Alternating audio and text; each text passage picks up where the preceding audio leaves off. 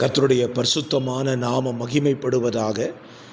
ஆசீர்வாதமான ஒரு நல்ல காலவேளையிலையும் அனுதின மன்னா என்கிற வேத தியானத்தினால் உங்களை சந்திப்பதில் மிகுந்த சந்தோஷம். இந்த நாள் மே மாதம் 19ஆம் தேதி திங்கட்கிழமை காலவேளை. இந்த நாளுக்கான தியான அதிகாரம் எண்ணாகமம் 28வது அதிகாரம். 31 வசனங்களை உள்ளடக்கின ஒரு அதிகாரம். இந்த அதிகாரத்தை இன்றைக்கு வாசியுங்கள், இந்த வசனத்தை தியானியுங்கள். இந்த காலவேளையில் இந்த அதிகாரத்தில் இருந்து ஒரு வசனத்தை உங்களுக்காக தியான பகுதியாக எடுத்துக்கொள்ள விரும்புகிறேன். அதனுடைய 25ஆம் வசனம், 7ஆம் நாளிலே பரிசுத்த சபை கூடுதல் இருக்க வேண்டும், அதில் சாதாரணமான யாதொரு வேலையும் செய்யலாகாது என்று ஆண்டவர் சொல்லி வைத்திருக்கிறார். பழைய ஏற்பாட்டு காலங்களிலே தேவன் மனிதனுக்கு 6 நாட்களை வேலை நாட்களாக கொடுத்திருந்தார். 7வது நாளோ சபை கூடி வரும் நாள் என்று சொல்லி பிரமாணத்தை வைத்திருந்தார். இது பழைய ஏற்பாட்டிலே இஸ்ரவேல் ஜனங்களுக்கு கொடுக்கப்பட்ட பிரமாணம். ஆண்டவர் தெரிந்து கொள்ளுகிற ஜனத்துக்கு பிரமாணத்தை கொடுக்கத்தான் செய்கிறார். இன்றைக்கும் ஆண்டவர்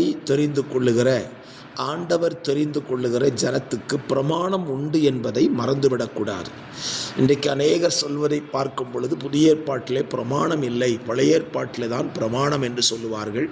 நான் சொல்லுவேன், தேவனை ஏற்றுக்கொண்ட எல்லாருக்கும் பிரமாணம் உண்டு. பிரமாணம் இல்லாத ஒரு தேவன் இல்லை, தேவ ஜனமும் கிடையாது. ஸ்தோத்திரம். பழைய ஏற்பாட்டின் பிரமாணத்தின்படி 6 நாட்கள் வேலை நாட்களும் 7வது நாள் சபை கூடி வருகிற நாட்களும் என்று எழுதப்பட்டிருக்கிறது. புதிய ஏற்பாட்டிலையும் இதைத்தான் வலியுறுத்துகிறோம். ஸ்தோத்திரம். 6 நாட்கள் நமக்கு வேலை. ஏன் 6 நாட்கள் வேலை என்றால், நம்முடைய தேவனாகிய கர்த்தர் இந்த உலகத்தை 6 நாட்களில் சிருஷ்டித்தார். மனிதனை உட்படுத்தி உலகத்தையே சிருஷ்டித்தவர் 6 நாட்கள் வேலை செய்துவிட்டு 7வது நாளில் ஓய்ந்திருந்தாராம். அப்படியானால் தேவனே ஓய்ந்திருக்கும் பொழுது தேவனால் படைக்கப்பட்ட சிருஷ்டிக்கப்பட்ட மனிதர்களாகிய நாம் ஏன் ஓய்ந்திருக்கக்கூடாது? இன்றைக்கு பாருங்கள், இன்றைக்கு காலங்கள் மாறிவிட்டது. மனிதன் ஒரு இயந்திரம் போல மாறிப்போனான். எல்லா நாளுமே அவன் தன் வாழ்க்கை சக்கரத்தை ஓட்டுகிற நாட்களாகவே மாற்றிவிட்டான். என்னை கேட்கிற கர்த்தருடைய பிள்ளைகளை, நீங்கள் எப்படிப்பட்டவர்கள் யோசித்து பாருங்கள். 6 நாள் வேலை செய்கிறீர்களா, இல்லது 7 நாளும் வேலை செய்கிறீர்களா?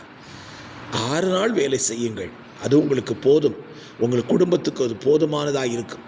7வது நாளோ என்ன செய்ய வேண்டுமா? சபை கூடி வர வேண்டும் என்று சொல்லி ஆண்டவர் சொல்லி வைத்திருக்கிறார்.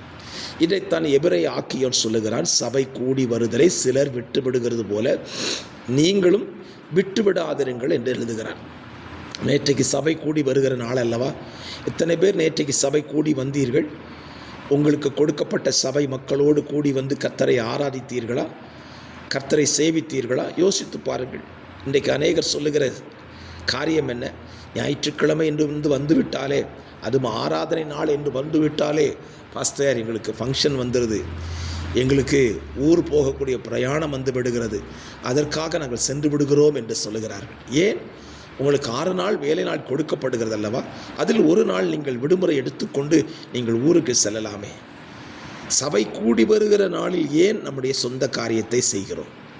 தவிர்க்க பிரயாசப்படுங்கள்.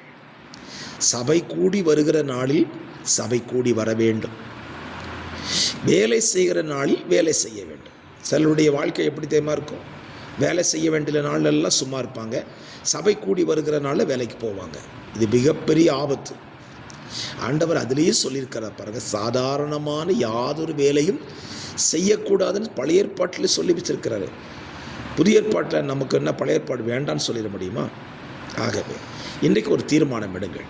இன்றையிலிருந்து 6 நாட்கள் வேலைக்கு செல்லுங்கள். 7வது நாள் ஞாயிற்றுக்கிழமை வருகிறது அல்லவா? அன்றைக்கு சபை கூடி வாருங்கள், கர்த்தரை ஆராதிக்க வாருங்கள், கர்த்தருக்கு மகிமை செலுத்த வாருங்கள்.